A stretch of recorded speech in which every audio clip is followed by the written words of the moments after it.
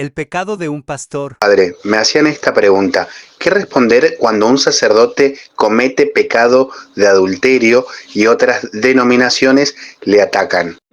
Es muy simple. En primer lugar, eh, el pecado de la iglesia, el pecado del sacerdote, el pecado del obispo, el pecado del papa son pecados dolorosos, profundamente dolorosos, que no hacen bien a la iglesia, que producen escándalo y que producen una profunda ruptura dentro del plan de redención del Señor, ¿sí? El Señor dice muchas veces, e incluso una de ellas es muy duro contra el escándalo, cuando le dice, bueno, más les valdría atarse una rueda de moler y tirarse al mar a quien que escandalizaron a estos pequeños. Entonces, bueno, el pecado es natural, que el pecado de los pastores, de los sacerdotes, genere revuelo. Ahora, nosotros tenemos que tener en cuenta dos cosas.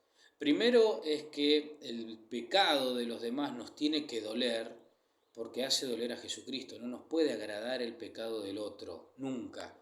Aunque sea ateo, aunque sea evangélico, aunque sea de cualquier denominación religiosa, cualquier pecado, el pecado en general, a nosotros nos tiene que causar dolor y tristeza, porque es lo que causa en el corazón de Jesús. Por lo tanto, no puede haber satisfacción nuestra cuando cae alguien, aunque sea de otra denominación, cuando cae un pastor, cuando cae un hermano nuestro de otra religión, etc.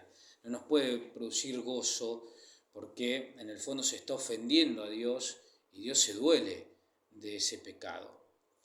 ¿Por qué? Porque el pecado es pecado más allá de la religión que profesemos, ¿sí? Entonces produce dolor y produce daño.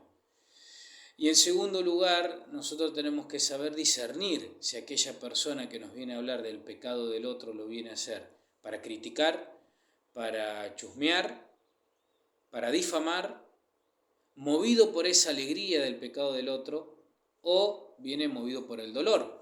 Si viene movido por el dolor, bueno, mi respuesta tiene que ser la de tratar de consolar y decir que dentro de los primeros cristianos, los primeros discípulos de Jesús, también hubo pecado, ¿sí? Judas, que robaba de la bolsa de los pobres, las negaciones de Pedro, los mellizos que quieren mandar a caer fuego del cielo, hay pecado. Entonces el pecado no nos tiene que sorprender ni nos tiene que angustiar. Sí es verdad de que nos tiene que doler. Por eso la respuesta tiene que ser en base a lo que vemos, de cuál es la motivación del otro que viene. Pero nunca tenemos que dejar de dudar de la misericordia de Dios y de rezar. Que Dios los bendiga y la Virgen los acompañe.